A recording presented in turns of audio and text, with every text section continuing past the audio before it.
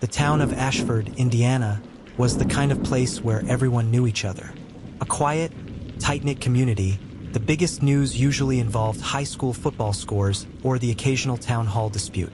That changed on October 12, 2019, when Emily Carter, a beloved 34-year-old nurse, failed to show up for her shift at Ashford Regional Hospital. At first, people assumed Emily had simply overslept or had car trouble. But when hours passed with no sign of her, no calls, no texts, concern turned into panic. Emily wasn't the type to vanish. She was responsible, reliable, and well-liked. When police arrived at her small brick house on Maplewood Drive, they found her car parked outside, her front door locked, and her purse sitting untouched on the kitchen counter. Her cell phone, however, was missing. That night, search teams scoured the surrounding woods and fields. The entire town turned out, flashlights in hand, calling her name. But as the hours stretched into days, hope dimmed. And then, on the morning of October 17th, hikers discovered a gruesome scene deep in the woods just outside town. Emily's body, carefully posed, with a single red ribbon tied around her wrist. The news shattered Ashford. Who would do this to Emily? She had no known enemies, no troubled past, and no history of risky behavior. Investigators initially suspected a random attack, maybe a drifter or a robbery gone wrong. But nothing had been stolen.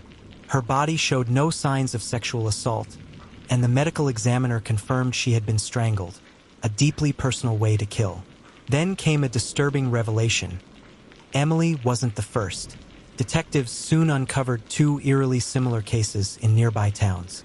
6 months earlier, a woman named Hannah Wilkes, a teacher from Fairfield, had vanished while jogging.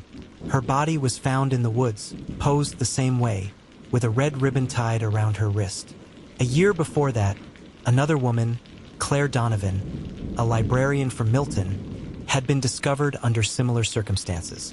3 women, different ages, different towns, but all killed the same way. The FBI was called in. A profiler suggested the killer was organized, meticulous, and likely someone who blended in well, someone no one would suspect. Given the controlled nature of the crime scenes, authorities believed he might have a background in medicine or law enforcement. As investigators dug deeper into Emily's life, they found something shocking: a secret relationship with a man named Dr. James Holloway, a well-respected surgeon at Ashford Regional Hospital. Holloway was married with 3 children and had a seemingly perfect life. But his phone records told a different story. He and Emily had exchanged hundreds of calls and texts in the months before her death. When questioned, he claimed they were just friends. Then, police checked Holloway's credit card statements.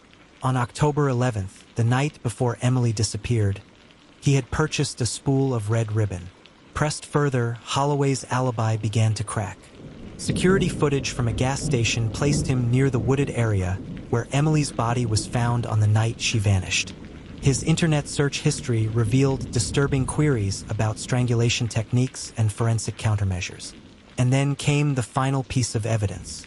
In a storage unit rented under a fake name, police found a box containing personal items belonging to all 3 victims: lockets, earrings, even strands of hair. Among them was a handwritten note. "She was my favorite." James Holloway wasn't just a cheating husband. He was a serial killer hiding in plain sight. During interrogation, Holloway remained eerily calm.